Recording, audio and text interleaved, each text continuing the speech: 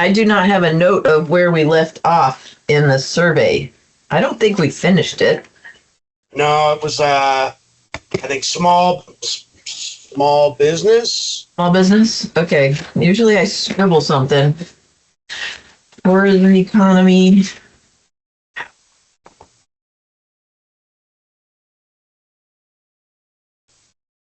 Where are my notes? I don't even have notes on here. I'm gonna have to watch the last meeting and make notes. Okay. Weird.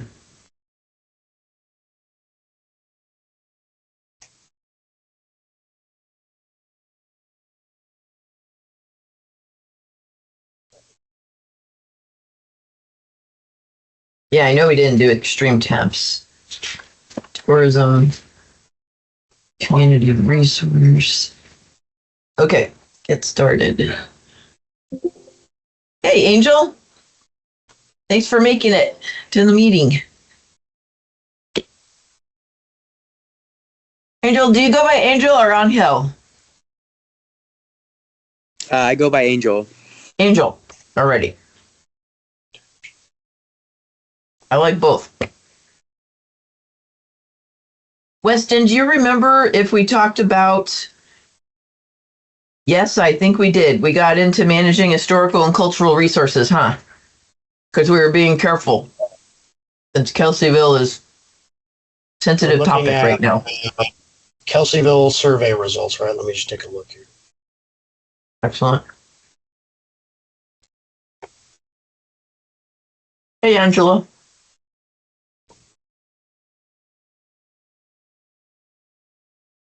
I'll pull a few things up online then too.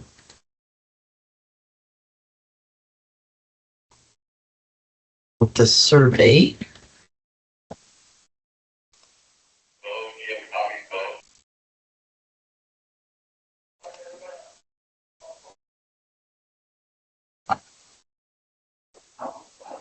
Where are we? Kelseyville. Okay. You know.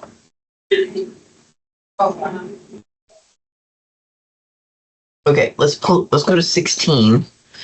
Open space and natural beauty, and see if that's where we're picking up, or if we're a little further than that. Take this over. Here.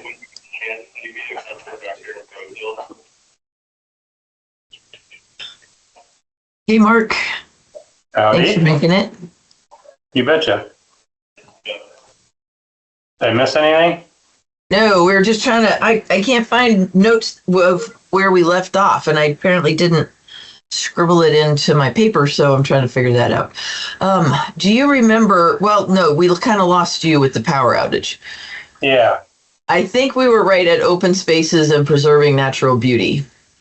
So I'm going to share screen for the survey so that we're all looking at the same page.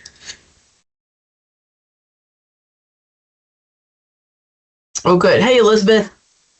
That gas station's coming along. Good job. Yeah, we're getting ready to open. We got some dates today, so. Wow.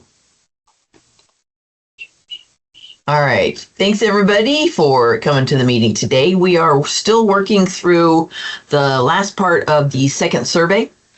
After that, our next task is to start working through the current Kelseyville area plan policies to see what we want to keep, change, discard, or add. So from my memory, and I'm sorry, I don't think I wrote it down. I think we ended somewhere around question 16. How should the county protect and manage its open spaces and preserve its natural beauty? But before we jump into that, let's just go through some introductions. Mireya Turner, Community Development Director. As I call your name, so I'll keep the order going. Let us know if you're on a Kelseyville LAPAC or on any LAPAC or the GPAC.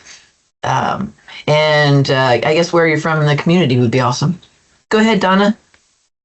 Donna Makowitz, Red Bed Audubon Society. I'm GPAC Environment, LAPAC Shoreline, and I live in the Clear Lake Oaks Keys. Angel.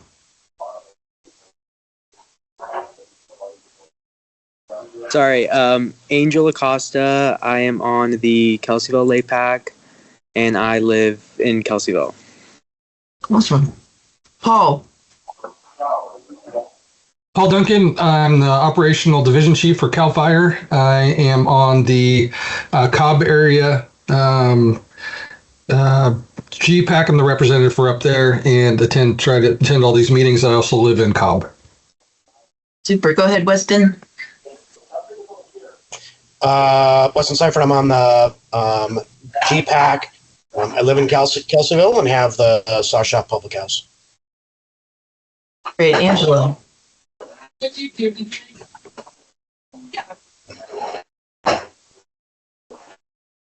Angela, go ahead.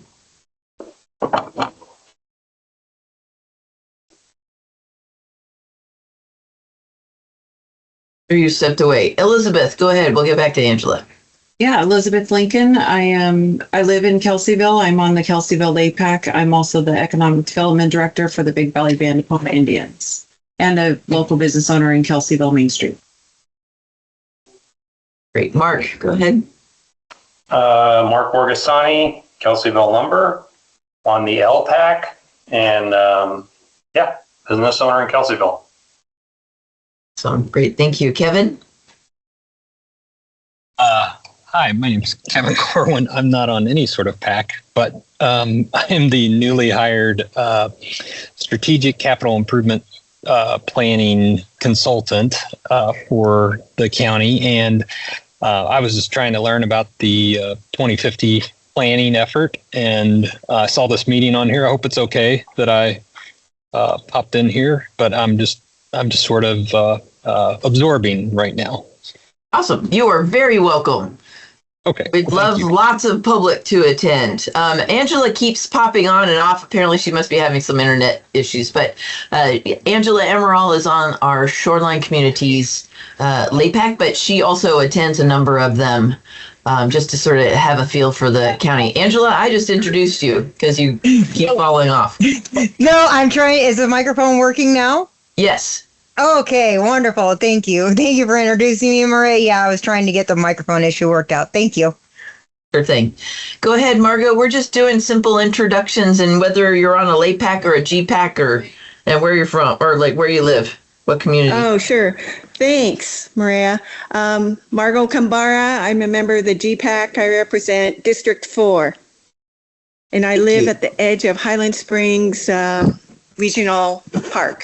Thanks. Awesome. Okay, thanks everybody. Let's go back to what we are picking up with the second community survey. But you know what? Actually, before we do that, I would like to share screen with the LAPAC calendar that we've got running, because I think we might want to schedule another couple virtual meetings just in case we need them. I'm pretty sure we'll need at least one to get through the Kelseyville area plan policies. So here's our Kelseyville LAPAC line. Here's today. Next week, is there a time and a date and time that might work for everyone for a LAPAC meeting for next week? Oof. I've got, let's see.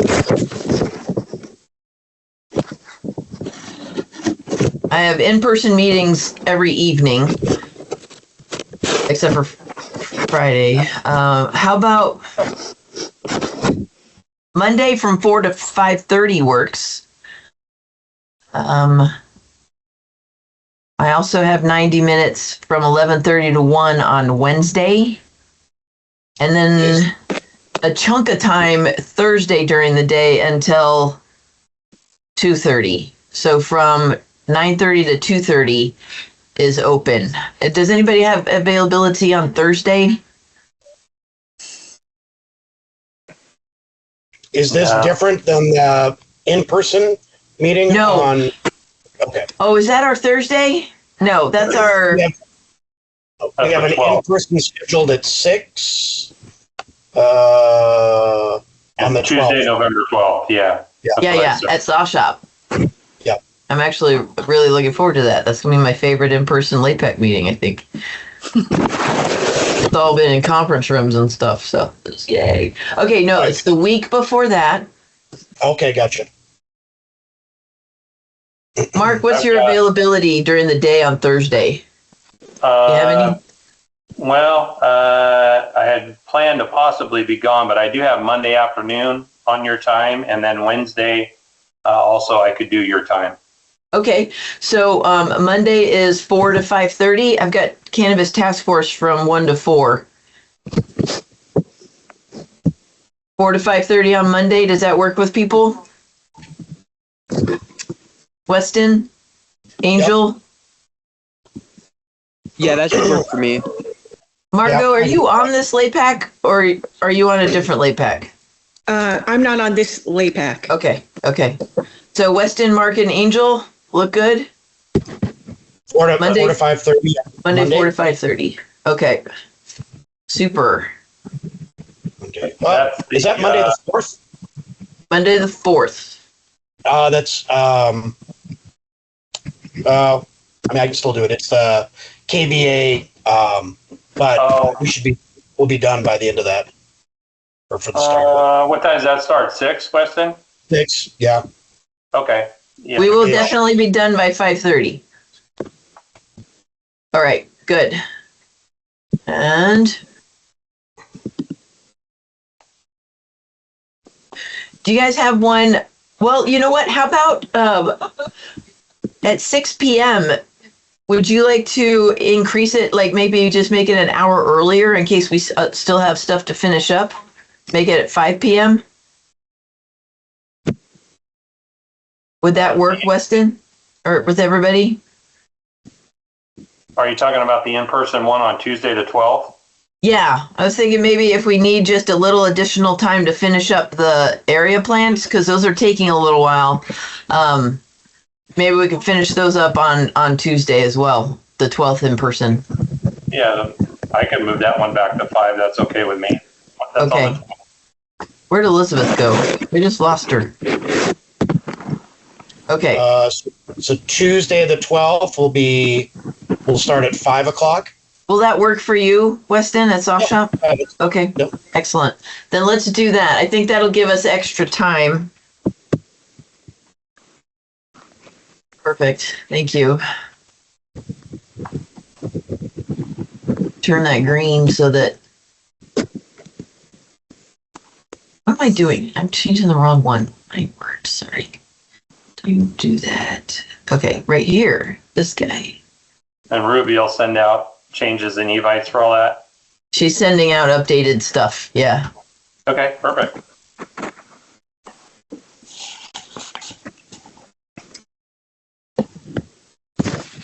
I'm seriously doing it wrong again. Okay, knock it off. Is it Friday? It really needs to be Friday. I'd really appreciate it. Because it's Halloween. I know. I think the candy corn is messing with my brain. Okay, here we are, back to today. Close that guy. All right, just for a recap, what we're looking for here is input from the LAPACs and the public to see if you sort of agree with the survey results. Oh, let me close the door. Okay. If you're fine with the way the survey shook out, and most of the survey questions or all the survey questions start with like a multiple choice and then have stuff for write-ins, we captured that as well. If there's anything you think we missed, anything that you find distressing or that you want to make sure we highlight, this helps us inform our team where after LAPAC season, after mid-November, we jump into actually drafting these local area plans. And so the input from the LAPAC is really helpful as we move through that drafting period. So here we are. How should the county protect and manage its open spaces and preserve its natural beauty? We've got so protect the natural lands, wildlife habitat, maintain our scenic resources, which is something that we take real seriously around here. And let me see, I'm better off here.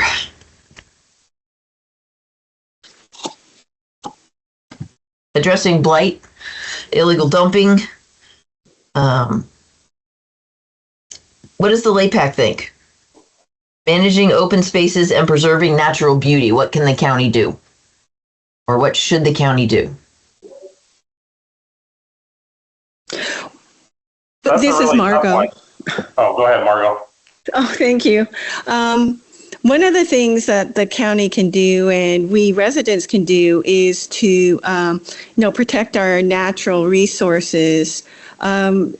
Because that's it's part of the golden goose that attracts us as residents to live and love Lake County, but also it draws visitors to our county. And one of our economic development spokes is tourism.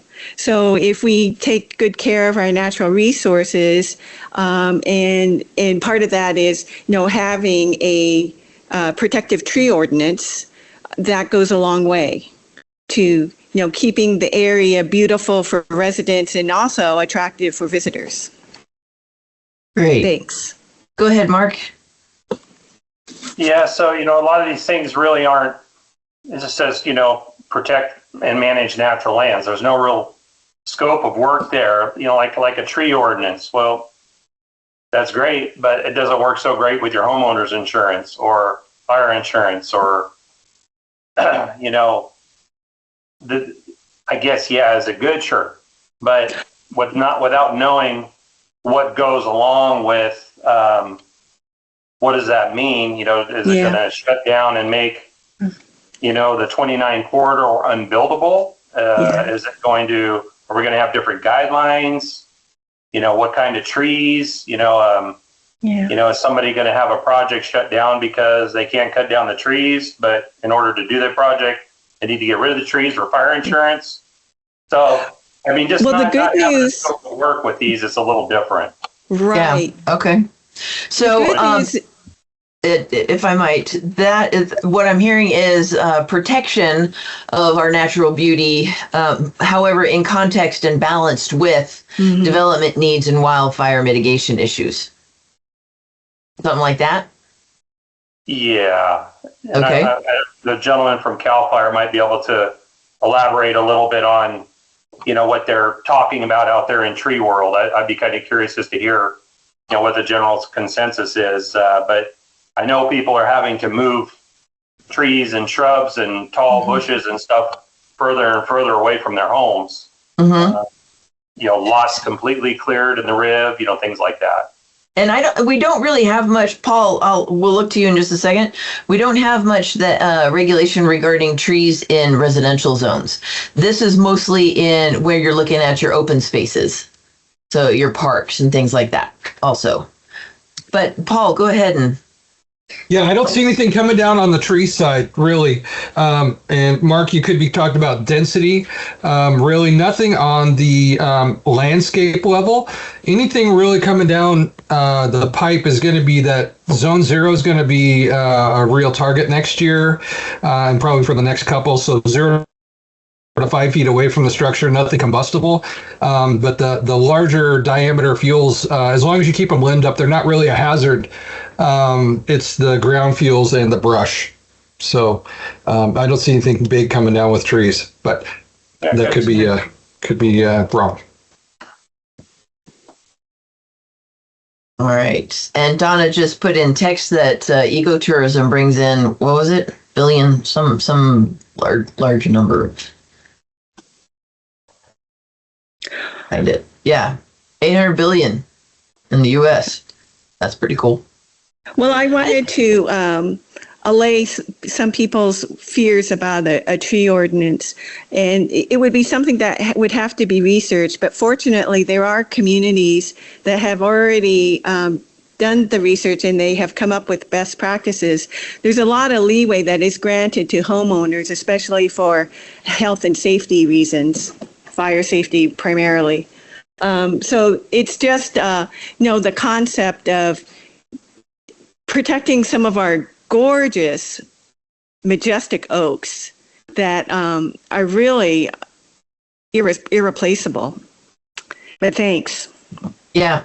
Unfortunately, a lot of those gorgeous, majestic oaks are not in danger from us.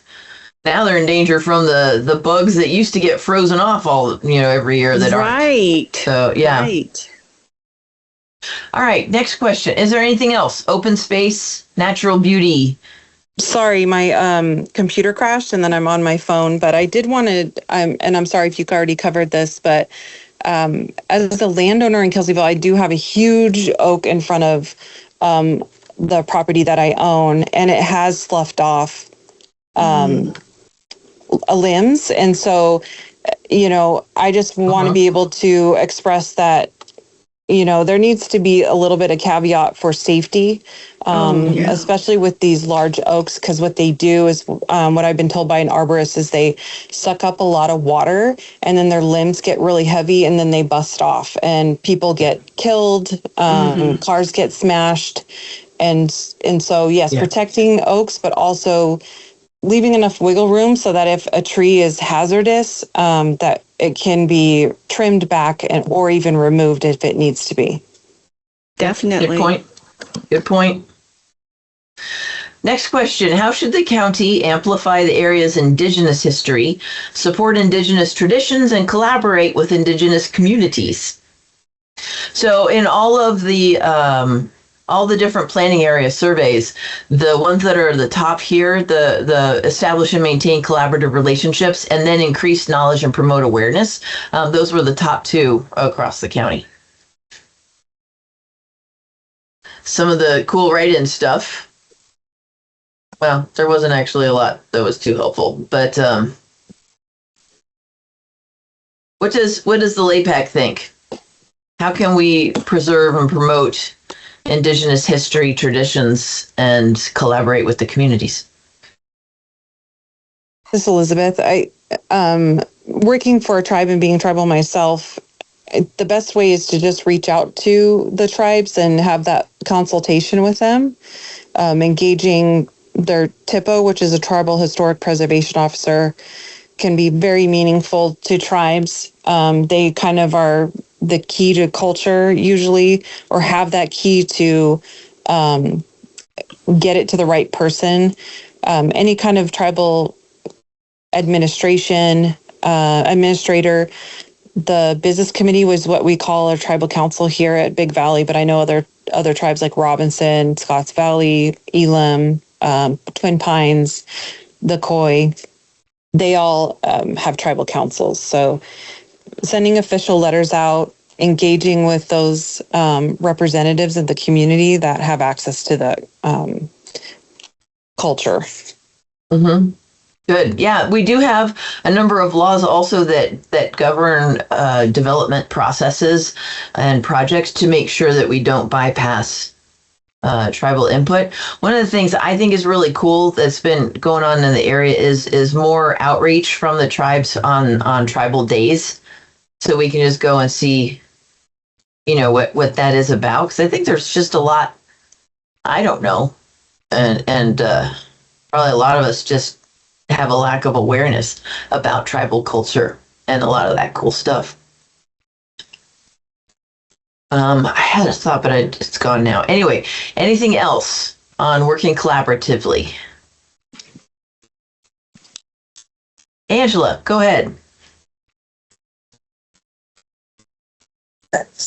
Thanks, Maria. I was just going to throw I talked about it at our meeting, but I was just going to throw the storyboard idea out there because you have downtown Kelseyville, and this might be a good place to have the storyboards like we talked about in the shoreline plan.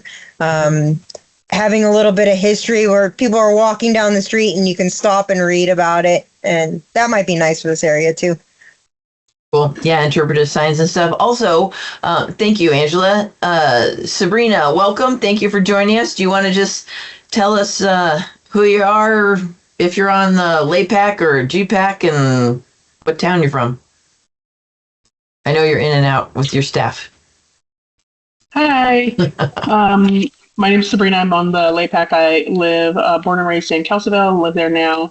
And I work at a nonprofit in Lakeport, and it's trick or treat downtown here. So I'm going to be super annoying and in and out the whole meeting so that we can hand out candy. Awesome. You have an important but I'm job sorry today. I'm late. It is. Cool. It's a good little serotonin hit. Okay. All right. If we're done with tribal, we'll move on to how should the county mitigate illegal dumping and other nuisance issues?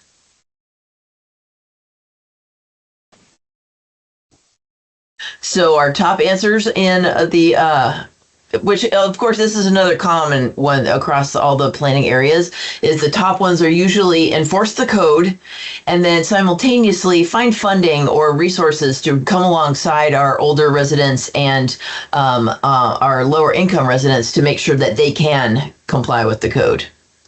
Anything that this LAPAC wants to add to that? Have there been any surveys done? Is it a lack of transportation that people are not taking their trash to the recycle center or the transfer station? Good question. I don't know, because actually trash is handled by public services. Uh-huh. Yeah, probably cost. Appliances, costs, all that stuff plays into it. Yeah. Physically loading a trailer, taking it and dumping it. It's, I was up riding on the Chicken Ranch Road out there off of Live Oak Drive, and I came up with a bunch of vultures where a bunch of people dumped pigs and hogs they slaughtered right off the side of the road, so. Wow. I just think people are, in general, lazy and cheap, and that's a tough one. You just got to start hammering on them, and they're usually dumb enough to leave their address in the garbage they dump. So, number one, they're just starting to hang these people. That's what they got to do, Code enforcement does pursue the folks when we find identification in illegal dumping pickups. And possibly pickup programs, maybe, like once a month, they go into a neighborhood and, an extra dump run by Lake County Waste rolling through a neighborhood where everybody gets a free dump day with an extra garbage can or, something like that. There's something maybe the county could get behind. I'm sure people would be, all over anything free. Yeah. I like that, Mark. That's a really good solution. I think that a lot of other cities I've lived in have like a dump day like that, or quarterly they have appliance dump day where if you put like 1 or 2 large appliances on the side of the road that they'll be picked up. Or like you're saying, an extra bag or 2 during these days is allowable. Cool.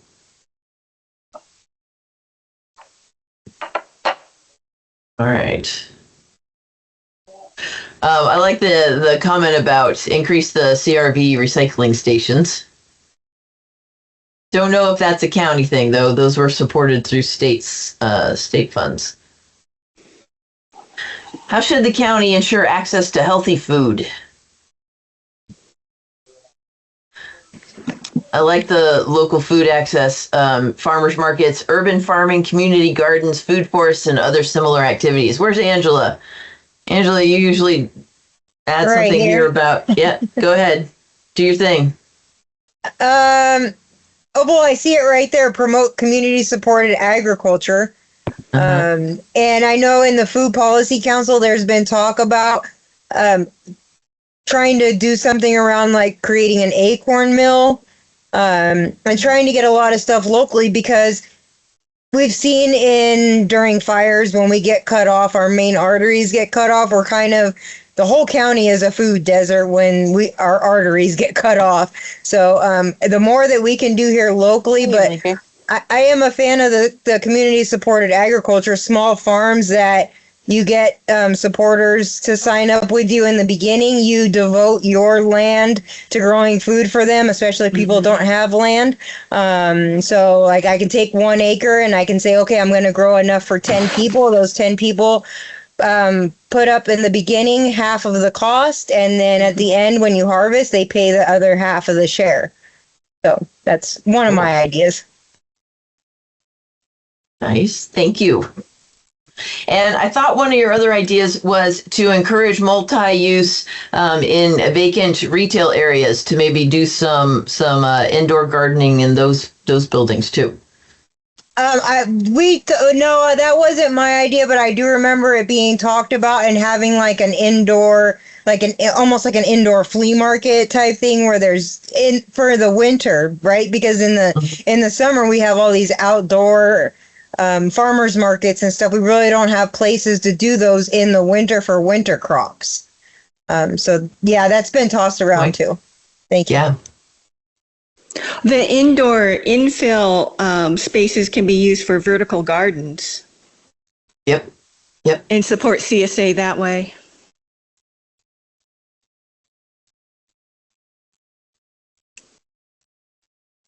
Number 20, how should the county ensure access to quality health care?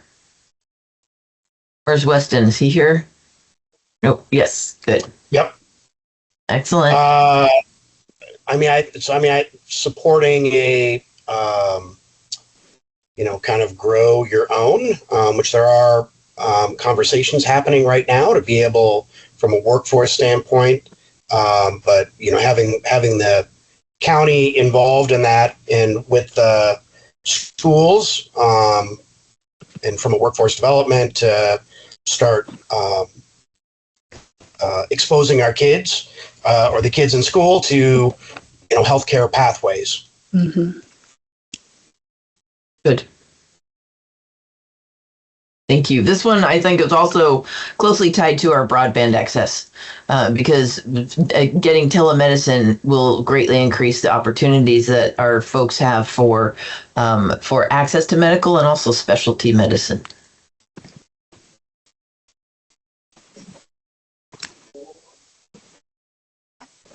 I feel like this group, we're all having like a group candy corn sugar slump right now, huh? It's kind of quiet today for everyone. And I think this topic, sorry, Maria, this topic kind of ties into the transportation, because if we had a better transportation, like let's say we have no connecting buses that go to the Williams area, the I-5, down to Woodland. There's a lot of doctors in Woodland. So if there was connecting Napa Vine or out to I-5, it ties into transportation and healthcare. Yeah, and housing. Yes. If we're bringing in medical staff resources, we need some place for them to live.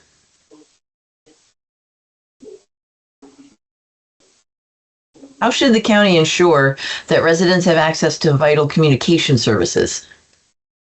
Oh, can I make one more comment before we leave the health? Absolutely. Yeah, I am on Medicare, and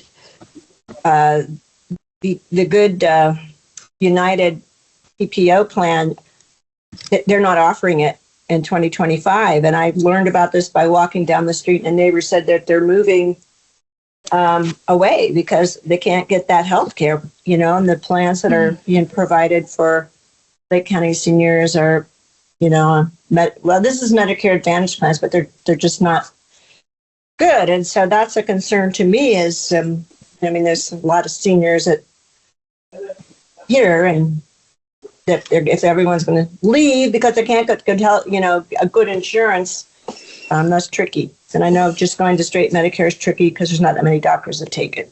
Okay, that's all I have to say. That's good stuff. Thank you.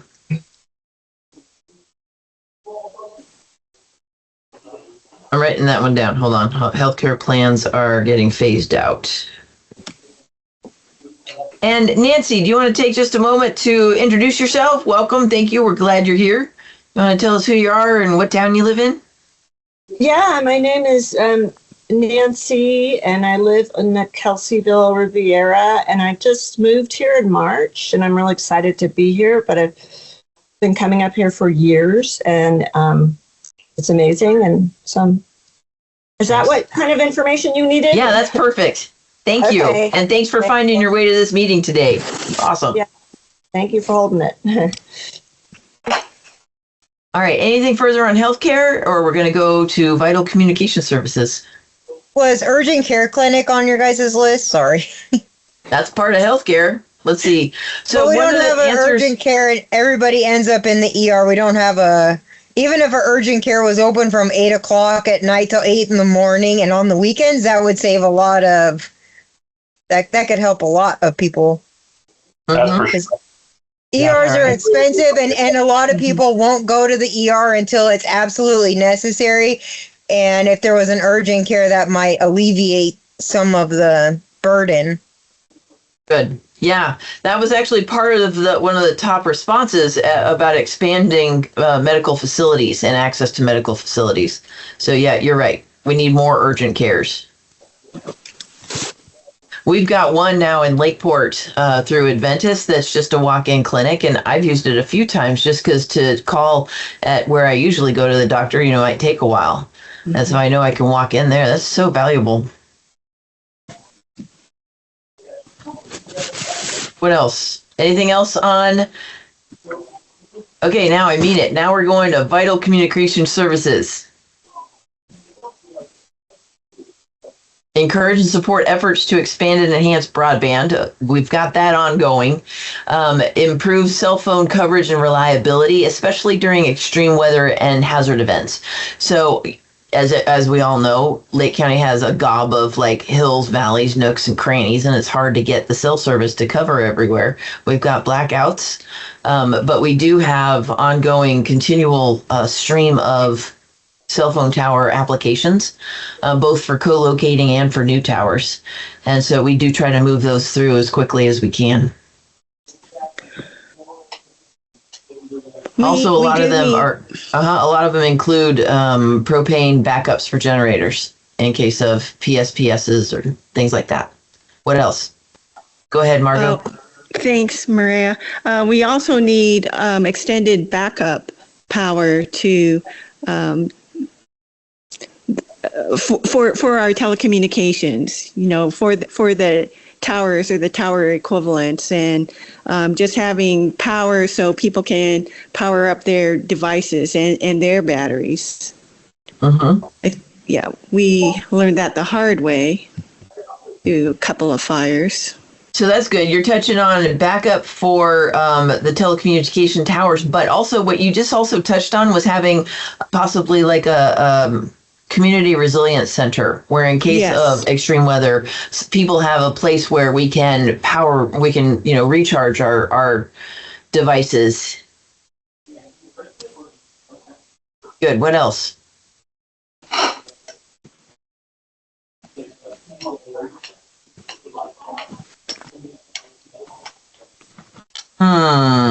Oh, okay. I like this one. It only got 23, but using centralized sources for publicly important information to communicate to residents.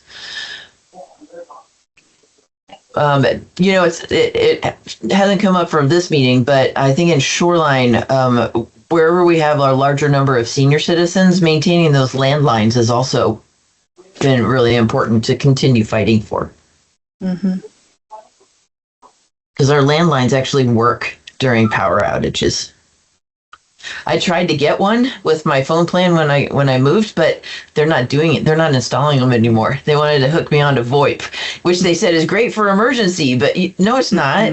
And the power goes out, you don't get VoIP. So that was frustrating. All right, am I jogging anybody's comments? Anything?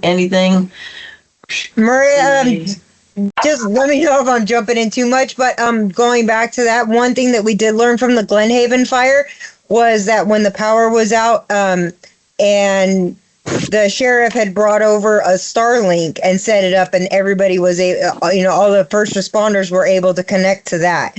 So maybe each district having a Starlink for emergency purposes might be something to think about, but that's what they used during the Glenhaven fire. That's good to know.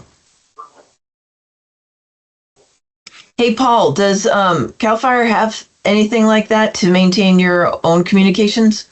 Yep. Funny you should mention that. We are mounting Starlink on all of our battalion chief rigs because of that same Glenhaven issue with our Clear Lake Oak station. The internet went down, wasn't usable for staff. So all of our mobile, my vehicle included, will have Starlink on the roof just for that access. But once that vehicle leaves that point, your Wi-Fi goes away. So if you had a community center where you were evacuating people, I would recommend some kind of infrastructure like that. that you could secure. It is huge having connectivity, though. That's today you just can't be without it. Totally. Yeah. Awesome. Thank you. There could, along the lines of Starlink, but there's, we have the local business, Lake County Broadband Services, which, maybe there could be a partnership with them, because they deliver Wi-Fi as long as you have sight line to their antenna, but there might be a way to bounce things to be able to provide coverage. Good. I actually was thinking about Lake County Broadband as like a last mile rollout when we do get the middle mile project going through here, because they're able to get down into those nooks and crannies, like in areas that are hard, like Cobb, if they can just get their towers and their relays, all set up. Yeah. I'm hopeful for that in the future. Okay, the next question is about community resources. How can the county make sure that people can access vital community resources, which are community services? In case of emergency, this actually even included childcare services, but it's kind of a wide-ranging term.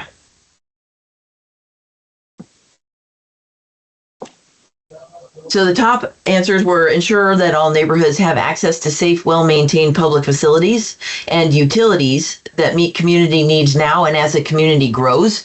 I want this to be in our mind when we do have our in-person meeting, because that's where we're talking about where is the community growth boundary going to go in the future. That is telling the government, it's telling us where Kelseyville thinks that would be a good place to focus for future commercial or medium to high density residential development, if any. And it's not a both. It could be any of the or too. But where do we want our municipal water and sewer services to go? Anybody have thoughts on that? How can we help people to be able to access the government?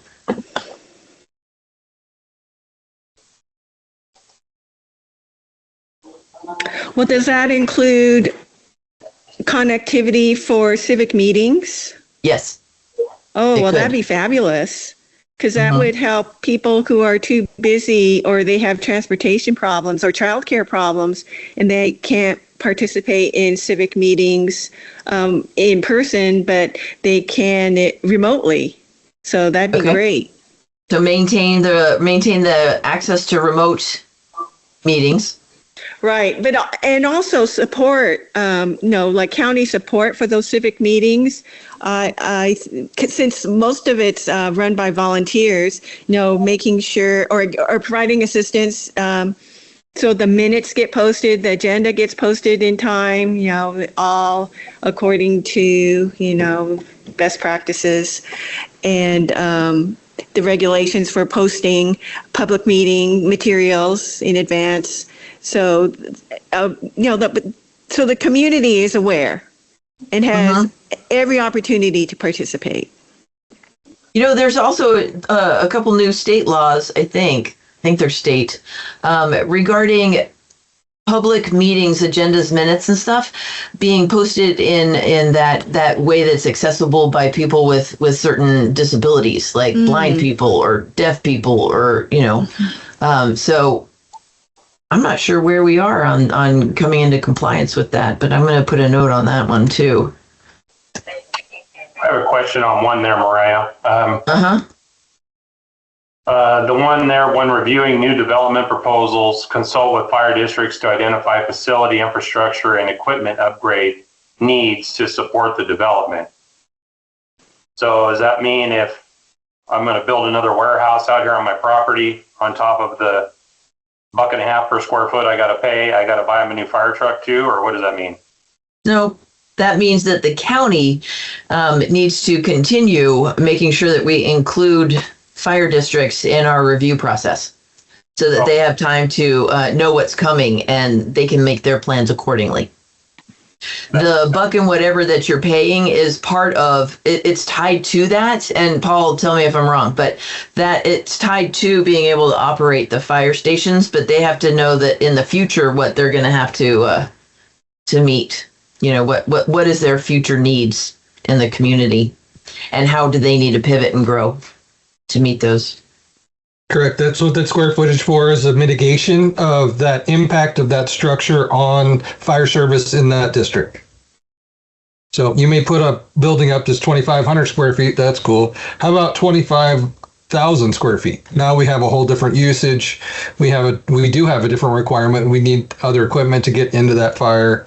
And it may need a station if it's 250,000 square feet. Those are scalable based on what the need is. So that is a mitigation.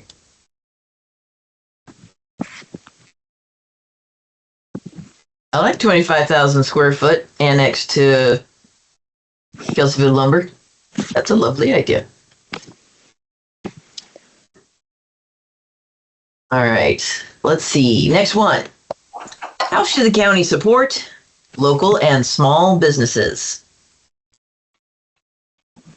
It says promote entrepreneurial development and small business expansion. Sometimes I have trouble actually picturing what that looks like. Does anybody have ideas? Help me color that in my own mind. There's been numerous projects, some county funded. I don't know if you remember some of them back in the day, where they try and mentor people, do all this stuff. You know, most of the time when people are opening a business, they have some idea of what they're doing. In general, it's the cost of running a business now that is putting people out. We just lost another pizza parlor here in Kelseyville because of cost. Minimum wage going up, PG&E going up, insurance going up. Obviously, the county really can't do much about that. But like you said, I mean, when it comes to the county trying to promote that type of development, I don't know, it's just kind of odd to me, but been tried so many ways. I see it more as removing obstacles as opposed to, trying to drive it. But, I mean, from places that are either building or, trying to start something new, or, trying to open a new business, the hurdles that they're, just the obstructions that they're having to overcome to be able to get there, and that there's, the feeling from them, is that it's a hassle. Like, what they're trying to do is bring a service to the community, and then what they're getting, either from the different departments, and that there's no communication among the different departments. They're siloed, if you will, and so they're having to have some back and forth that it takes a really long time, right, to get building permit, to get whatever. Like, it takes a long time. So it's not necessarily, like I said, promoting, as it is trying to remove the barriers to opening a business or making an investment in the county to open something or build something, and to remove those barriers. Yeah, back in the day, there used to be like a project preview process that may even still exist. Yeah, it does. Something that could be promoted heavily or promoted more is, bring us your project, bring us your ideas, but in support of what Weston's saying, is basically getting the government out of the darn way. Totally. Yeah. We do get in the way. Somebody, put up some service commercial buildings, or, we're here to help, not to make your life miserable. Unfortunately, for those of us on the other side of your counter, it's not so easy. I'll just leave it at that. You know, it's not the first time. And it's, And to a certain extent, I totally agree. Yeah. We're talking, and Angela, we'll get to you in just a second. As the board is waiting for the fourth floor to vacate, that one of the things that they're talking about is creating kind of a one-stop shop. So having EH, fire, building, planning, everybody in kind of one place for development permits, so that you're not running down to the fire district or down to EH or something like that, just to get your building permit done. So, but I think that this is definitely something that should be like, yeah, promote the pre-application development meetings, create that one-stop shop, greater communications in between the departments, so we're not siloed. Yeah, I love that. That's really good stuff. Keep telling me, how can we do better? For locals, but that's what those of us here, like some, realistic navigation. I mean, we can, kind of make our way through. But if we have somebody that comes in from out of county and they want to invest, $1 million into putting something up, that, they have no, it does, we don't necessarily operate the way other counties do. With the obstacles, or trying to navigate the process. So I mean, coming up with kind of if it's that kind of project coordinator, or but having some kind of roadmap. I can tell you, at least I sit on another thing for restaurants, and we're putting together our upcoming restaurant expo. But one of the things that we spend time on is getting environmental health there, and being able to give them a roadmap. So you want to start a restaurant. Here's what it looks like to be able to navigate. You're going to need. So this is what you're going to need from environmental health. This is what you're going to need from, from the building department if you're going to do any growing, or changing to your site, or yada, yada. So it's kind of giving them a roadmap to be able to go, okay, so here's where you can start, and here are resources that are available for you. That's good. Educational outreach. So a step-by-step to navigate county departments on different land uses, and business development concierge staff. Somebody to be that go-to person that you contact that helps you get through the shoot. Right? Is that about what you're saying? Yeah, that makes sense. Good. Okay. Angela, you had your hand up. Go ahead. All right, real quick. So the encourage, promote entrepreneurial development and small business expansion. Perhaps maybe one thing that could be considered is for a well-established local business, maybe the county could offer discounted permit fees if they're seeking to expand and open a second or third location. Volume discount. Right. Well, you already have jumped through the hoops. You have a business that's in good standing, and you're just looking to expand to a satellite. So in that same vein, if Mark ever thought about, we would love it, opening up a satellite store in the northeastern part of the county, just satellite, or even if you have a big business and you just want to open a satellite location, a smaller version of it somewhere else. And if there was discounted fees, that might encourage people to want to do it. Okay. Thank you. Awesome. Thank you. What else? Other thought would be having kind of business zones, so for new businesses, you want to open a business in Lakeport, some kind of reduced permitting, or reduced fees, or I don't know, or so maybe we need to relook at allowed uses. That's a really good question. Right now, we currently have zoning articles that say, in local commercial, you can have this, this, and this, just as as an allowed use. You don't have to have a building permit. I mean, you don't have to have a planning permit. And then we go up in impact to minor use permit and major use permit. So maybe we need to take a look at downgrading a lot of these requirements so that they don't need maybe discretionary permits, but can qualify with either no permit or like a zoning permit, which is straightforward. So long as you meet these guidelines, you're done. You're fine. Maybe we need to take a look at that. Mm-hmm. In different districts. Good. I captured that one. Thank you. I think that's good stuff. Go ahead, Margot. Thanks, Maria. Well, along the lines that Weston's idea is for the zones, if the county has properties that are vacant or are underutilized, maybe that can be space that entrepreneurs could use. And maybe that could be some kind of small business incubator. I don't know. Good.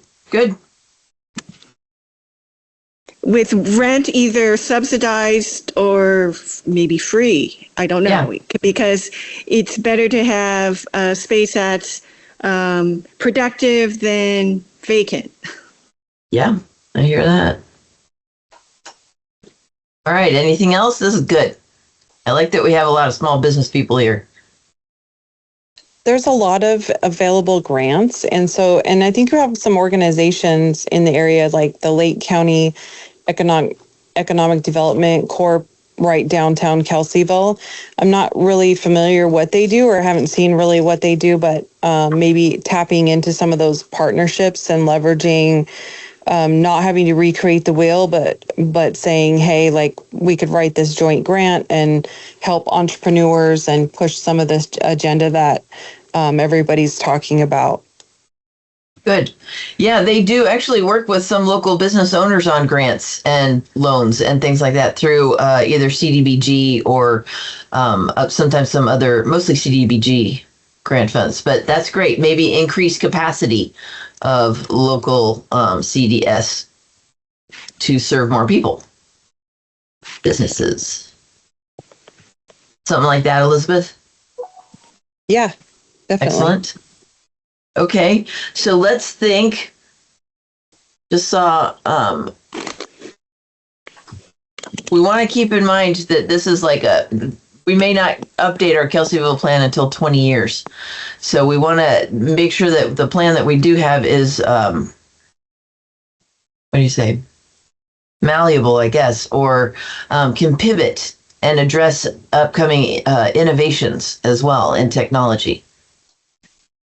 I don't know why I just said that, except that I just saw a new digital marketplace. So we want to be able to accommodate maybe the changes in employment markets or businesses, or make places for new employment markets like local digital marketplaces or things like that. I think that we were talking about changing a couple of parcels of land in the Kelseyville area plan to accommodate service centers. Areas like that are kind of low impact industrial. Does anybody remember those conversations? Pretty sure that was us, this group. By service centers, are we talking warehouses or are we talking data centers? Data centers. Oh, I think we were looking at the old quarry area. You know how that's industrial? Yeah. But it's resource extraction. Yeah, data centers use a lot of water and power. They use a lot of water? What do they use water for? For data centers, yes. If you're talking about like a server farm, yes. For cooling the servers. Yeah, they have to use water to cool the servers. Huh. Yeah. Interesting.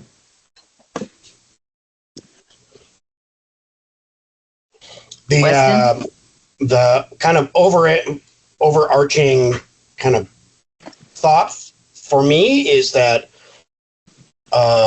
small business drives us, and the employment, like we're not looking, at least not right now, like huge employers, right? I mean, essentially it is the mom and pops, it is the small businesses that, and it creates our, community feel and small town vibe and all of that stuff. And if we want to get more businesses, more people from in the county and out of the county to invest in us, like we have to be friendly. Like we have to be small business and business friendly, and that we're creating mechanisms and structures to kind of show, like I said, like that person that wants to come in and drop $1 million to put in a service center or whatever, that it's going to come in, they're going to come in and they're going to create 35 jobs, and that we make it, minus our due diligence, but make it easy for them, and that they feel like Lake County is the place where they're going to get a return on their investment. Good. Does that make sense? Maria, was there talks years ago about trying to bring in call centers here? We used to have a call center. Remember, we had Ticketmaster, didn't we? Or Cheap Tickets, or Cheap Tickets. Cheap Tickets. Okay. Yeah. Now that place is a medical office. Okay. Thank you. Yeah. Okay. Here's another good one.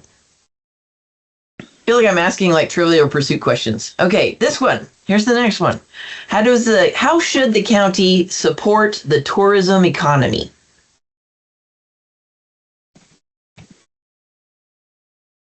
Well, there's one aspect of tourism that we haven't promoted heavily, and that's ecotourism. We have gorgeous night skies, and that's a market differentiator. Other places can't compete with our dark skies in our view of the Milky Way. And we also have birds that are very interesting, like the grebe, and people would be interested or are interested in coming to tour to see our wildlife and our beautiful, beautiful landscapes. True. Thanks. What else? Top answer was reestablish the county as a premier vacation destination by growing local attractions, including resorts, hotels, entertainment venues, and wineries. This is kind of a random thought, and I think it sounds like a really hard thing to do, but if there was a bike trail and it could also be, a hiking trail that went around the lake, it's possible that, I don't know, I'm just thinking that would be really attractive. Yeah. Obviously not on the 106-degree days, but there's a lot of people into that sport, so. Additional connectivity between the trail system that we already have to become an around the lake trail system. Yeah, that's actually a dream of Jessica Peiska. She wants to see that happen. Supervisor for this district. Oh, good. Yeah, great. Good. What else? I don't know how things are going in the off-road world, but I know there's a lot of off-road enthusiasts and things like that. And I don't know if like the reopening of Cow Mountain roads and things like that with the creek and the hitch, it's created some constraints on where those people can go and ease of access and stuff. And hopefully, they can work on some things to get that stuff reopened and, work with the tribes to find something that works to get those areas open. But that does create some discouraging. A lot of people come here. That's how Hillside built such a big business as, the off-road world. So, and a lot of people love that stuff. So maybe the county can look for new areas that don't have the same environmental impacts as running through the creeks do. That might not be a bad idea. Or how to get around them. Yeah. But Good. I don't see a whole lot of catering to fishermen, and I know this is a huge lake that a lot of fishermen come to, and it's a world-class bass lake. And so I think advertising for that would be, pushing that agenda. And then also, you mentioned it before, Maria, the infrastructure here is lacking, right? You don't have the hotels and the areas. And so maybe building like a program where businesses learn a little bit more customer service, because that's a lot of, in my experience as a small business owner and dealing with the tribe, people just want to be smiled at and said, welcome and hello and those type of simple things. And it's not being done. So I know that there's, I don't know if it's the county that does the tourism ambassador thing. I think that's more of a long range, but there's a lot of other states, a lot of other areas that understand that the majority of this money that's coming into their county is tourist money, right? And so they understand that the waitress understands at the table that they're serving that, hey, my tip is based, this person's coming from Colorado so they're extra nice, right? I just don't feel like that we get that here. So maybe pushing that a little bit more and connecting with that ambassador program that's already in existence. Yeah, the Certified Tourism Ambassador, CTA program. Yeah, that started with the county and then branched off. I think it's supported by the chamber now. But yeah, revitalizing that one or sort of helping to get more of our service industry staff there, tourism industry staff. That's a great idea. Yeah. What else? And I would stand up that like lodging is vital. We don't have, we just don't have places for people to come. And with that as well, like, an event center, they don't necessarily go hand in hand, but, a place to have large events and lodging. So. Good. Yep. That's one that I bet we've got in other area plans because we've long recognized that one. It is an ongoing need. What else? Anything else? Tourism. I'll throw one out there, Maria. The one thing that I noticed and this is only because I had a family member ask me to find them an RV park to be able to come up with their RV and stay in. And most of them in the county are full-time residents. We don't really, I know there's the one at Canocti Resort and Casino. That's the only one that I could find that had availability, but maybe we need to do something for those. Because a lot of people travel after COVID. During COVID, a lot of people bought RVs, and a lot of people travel in RVs and trailers now. And so it's a big. There's a lot of money for those people that travel around in those full time. Thank you. Excellent. Anything we missed from tourism? How can the county support tourism? If we emphasize more of our cultural offerings and the arts, that also might draw more visitors too. Good.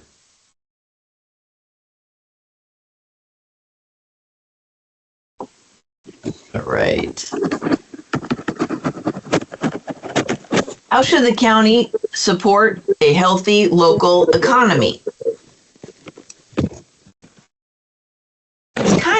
Kind of connected to what we've been talking about. Support business retention, expansion, and attraction efforts that diversify job opportunities and strengthen the local economy. What else? That first write-in answer talks a lot about the challenges that we have in the ag industry, finding workers.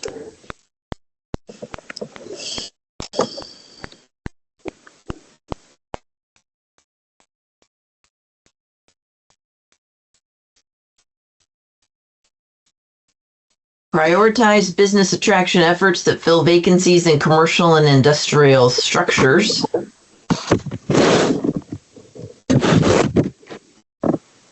I feel like when you talk about healthy local economy, you're also talking about healthy families.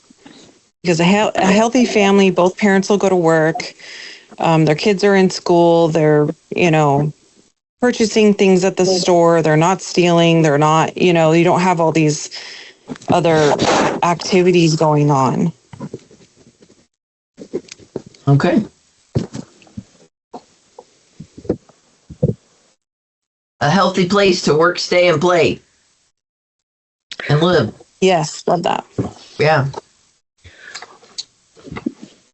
One of the things that GPAC looked at was how to make ag more robust. And so we have another generation of people going into ag, and that we remain an ag county. And part of that is to look at new models for ag. So everybody who's working in ag can make a living. So right now, I don't think we know what that looks like. But what GPAC is suggesting is that we do take a look at that and try to find models that'll work for Lake County. Good.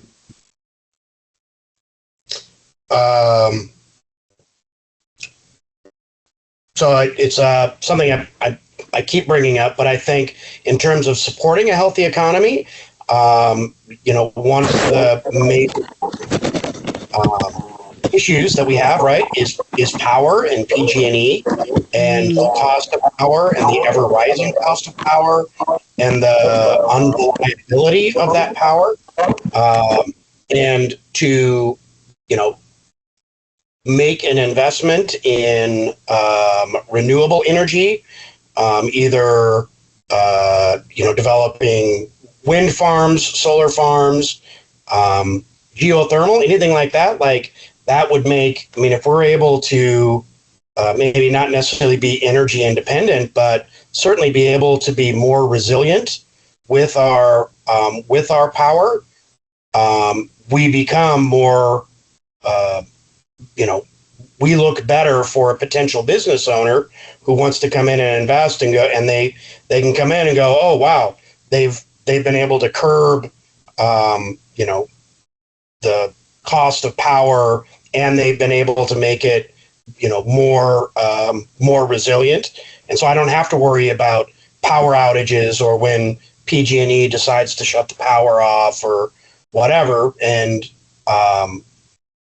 so that's my pitch on that. That's good. Thanks, Weston. Go ahead, Margot. Thanks, Maria.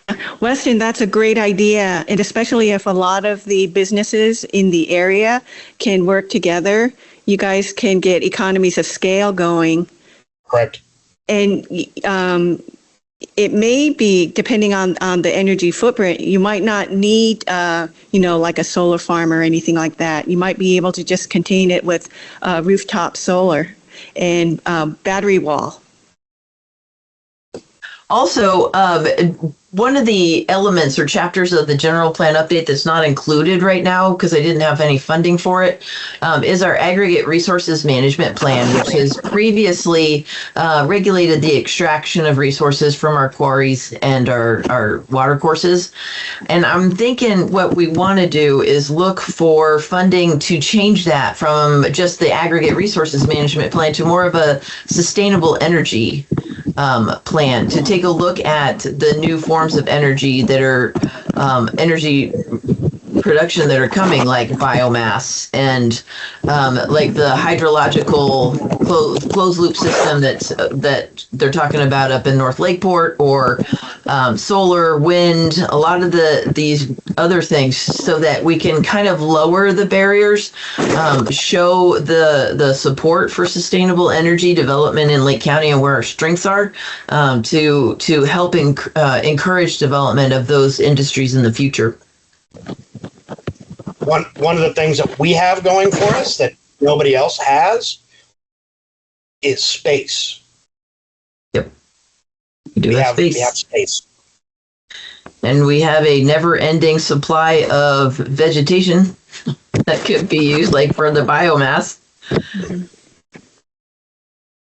the biomass projects that you might have heard about going through the county right now, that technology could be, they haven't really said anything about it, but that particular technology could be used to also process solid waste. So like our trash and stuff. So what I was always hoping we would see in the future would be kind of neighborhoods that are designed with a central solid waste and wood processing biomass facility that would produce power to work like a little microgrid in the community. But so far, nobody else thinks that's going to happen.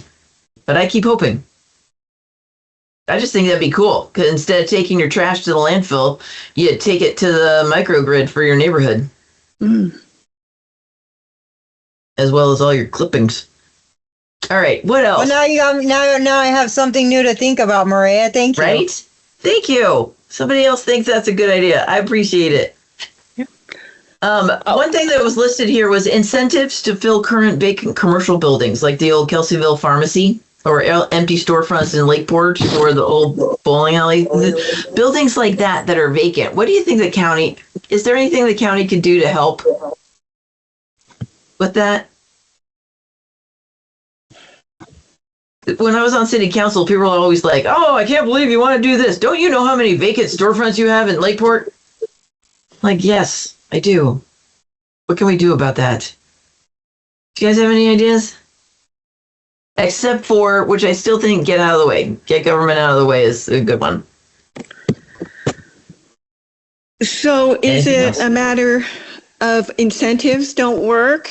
They're empty because the landowner can't find a renter at the desired price? Sometimes, yeah.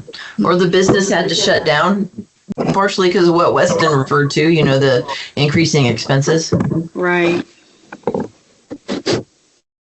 All right, wildfire. How should the general plan work to reduce wildfire risk in the county? We are almost done, by the way, guys. Hang in there. I think we've just got like 2 more, maybe 3.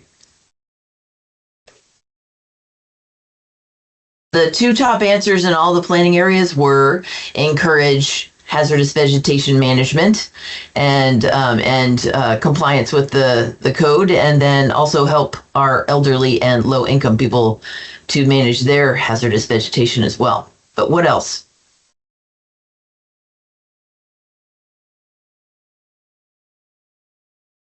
I think the county has an ordinance or something where a lot of the county, as far as I'm understanding, is owned by a lot of absentee landowners, especially like the higher slopes, hills where there's not homes. And so forcing them to land manage. So either it's like grazers are great for that. So like goat grazing, or forcing them to, if they can't get it together, like opening that land up to a goat grazer. Something that I'm from the state of South Dakota, and something that they used to do out there, and I know it's a different landscape, but they used to bulldoze fire lines everywhere in the prairie. So that's something I don't see here. They do it when there's an actual fire, but people through the Natural Resource Conservation Service were paid on their property to doze fire lines. So because of what the county has experienced with fire and wildfire and all that, you get the heavy equipment operator out there, and maybe the NRCS could already pay them for dozing fire lines, especially in specific areas that would affect I'm sure these firefighters already know where if the starts here, it's going to go there, and like strategically placing those fire lines where, and maintaining them. Good. Margot. Well, for fire safety, it seems that from the recent fires, a lot of people don't have their evacuation routes plotted out. So that seems to still be a big education issue, public outreach issue. Be prepared, have your go bag ready to go. And then we might have some residents who don't have the means to evacuate. Huh? Good. Thank you. Nancy, go ahead. Yeah, this is actually a real-time thing, but in the Kelseyville Riviera, there's a cool home hardening program that's being managed by North Coast Opportunities, and it's joint between like CAL FIRE and OES, and funding's coming from FEMA, and it is to help people that don't have the means necessary to harden their homes to do so. And there's you pay 0% or 10% or 20% of the cost depending on your income level, and they actually develop a scope and hire the get bids and hire the contractor, manage the contractor. So somebody who all that seems overwhelming to could really benefit from that program. So yeah, that was a pilot project that only 2 pilot projects in the state. So we were really excited to get that one. Yeah, it's ongoing right now. So jump on board if you're interested quickly. So, excellent. Yeah. Anything else on wildfire? I've got encourage goat grazing, find funding for bulldozing fire lines, more public outreach on education for like evacuation routes and having your go bag ready, find more funding for programs on home hardening projects to assist residents. I just want to, Elizabeth made a statement out of the gates that I do think is really important, which is the amount of property that's owned by people that don't live in the county. So they're not like, they have it, but they're not upkeeping, they're not taking care of it. It may be a summer cabin or whatever. But yeah, that they're not maintaining, in terms of fire safety, they're not maintaining their property as a fire safe place. And that, I've always been curious to know how much property is owned in Lake County by people that don't live in Lake County and don't have necessarily a vested interest in the growth of Lake County, either inherited or whatever, all of which is fine. But it's also, I'm just off on a tangent, I apologize, but a lot of those properties create blight in the, downtown areas because it's just sitting vacant. And so a lot of those vacancies are, people that don't live in the county and are just, utilizing it for a tax write-off and then kind of code enforcement, like utilizing code enforcement to go after those people. So it's not necessarily just letting that property sit and fall apart. So that was a whole bunch of stuff, but no, I think that's really important. And I would love to know, I don't know if there's ever a way to get that data to know how much property is owned in Lake County by people that don't live in the county. Just as a little factoid. It is a good question. Okay, can I piggyback off of Weston real quick? Please. Okay, off and for absent landowners, like what he's talking about, has the county considered maybe increasing, because if code enforcement has to go out and abate these properties, maybe there could be an increased fee for absent landowners that don't live in the county versus somebody that lives on the parcel and just isn't doing their abatement. But maybe there could be an increased fee for absent landowners to encourage them to either talk to a neighbor or hire someone to take care of it if they don't want to come up. And then another thing is on Highway 20, and I don't know if they anticipate putting one on Highway 29, but the big electronic Caltrans signs, years ago, I used to see it a lot at night, people towing trailers down the highway and sparks flying off of the chain. But now what they started doing during fire season is putting up on those signs, those electronic signs about dragging chains causes fires. Because a lot of people, you're driving, towing a trailer, you can't see the sparks behind you. And if it's during the day, you don't see them at all. So that's another reason a lot of these fires start along the roadside too. Good.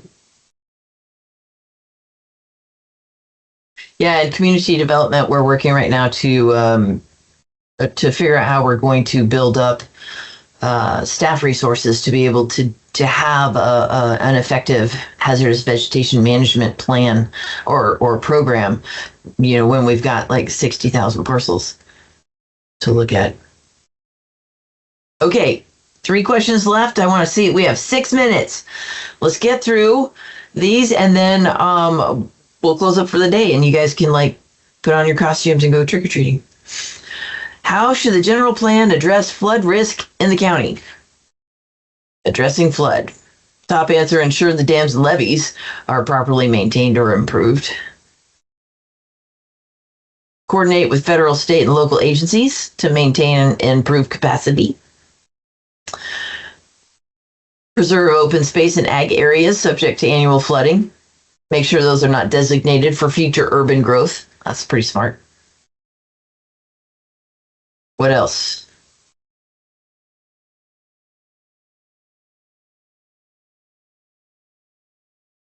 We want to make sure that our creeks are maintained. I know that in Kelseyville that tends to be an issue over like on Clark Drive, where the water's coming down off the mountain, and that is a floodplain in Big Valley.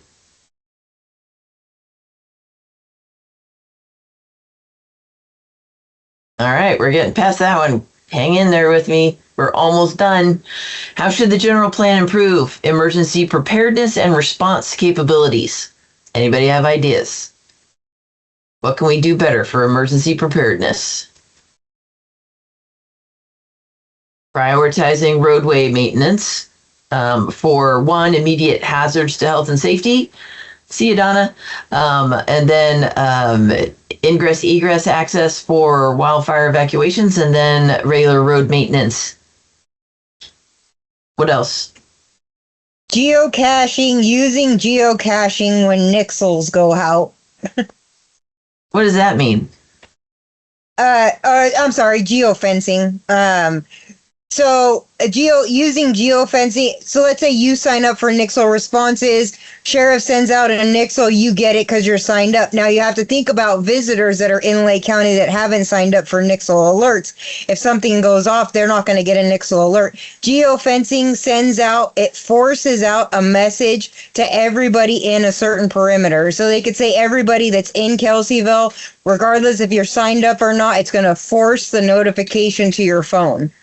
And same thing goes for like people that are working in a different town than where they live. They're usually signed up for the area where they live and not where they work or where their kids are at. So it geofencing forces it to everybody that's in that location at that time. Cool. Excellent. What else?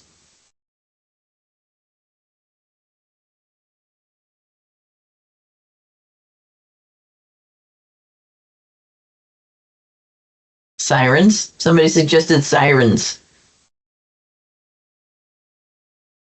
But I think the bigger idea is maybe maintaining multi methods of communication for emergencies. All right, how about extreme temperatures, extreme heat, and cold? What should the county be thinking about?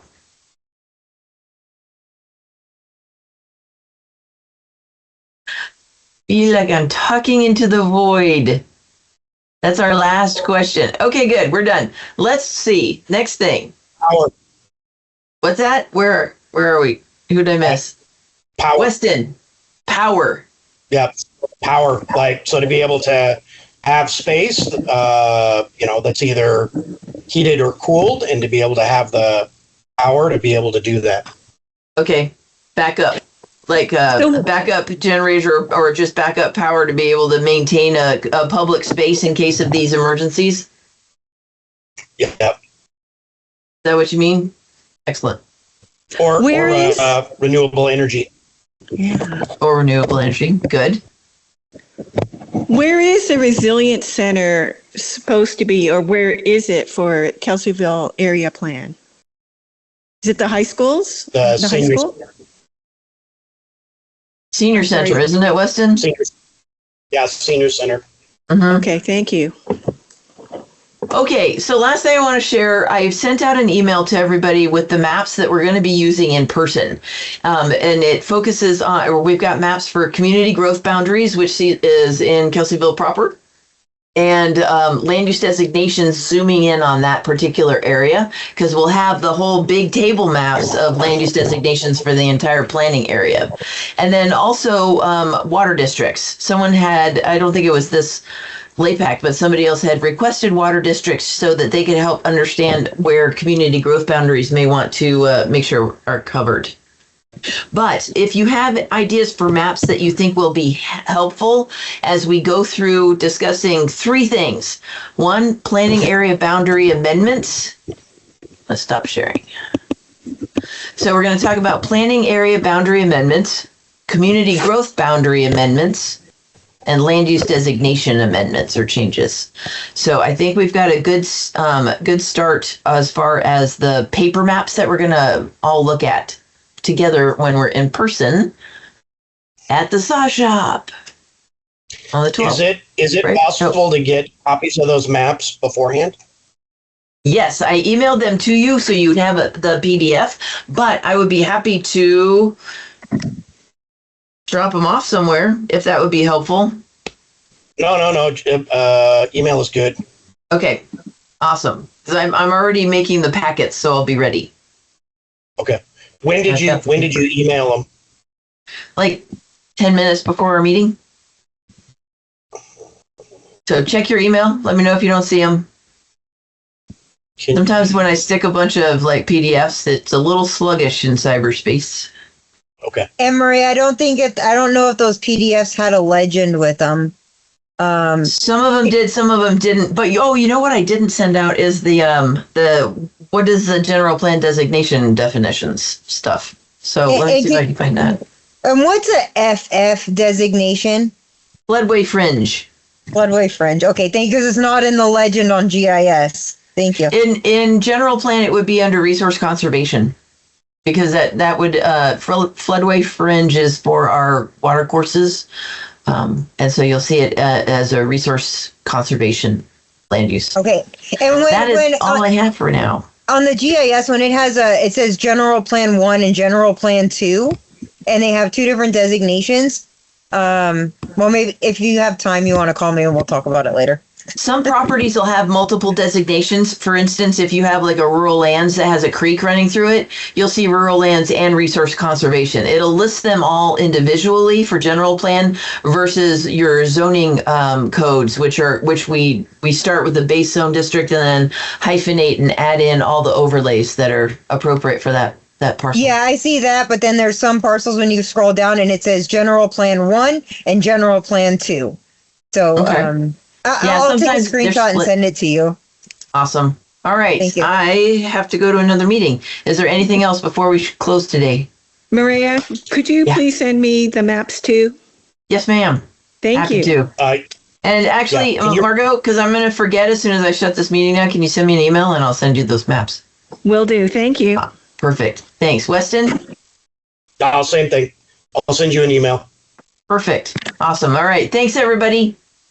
You guys are troopers. Thank you. Thank you. Happy Halloween. Thank you. Happy Halloween. Boo.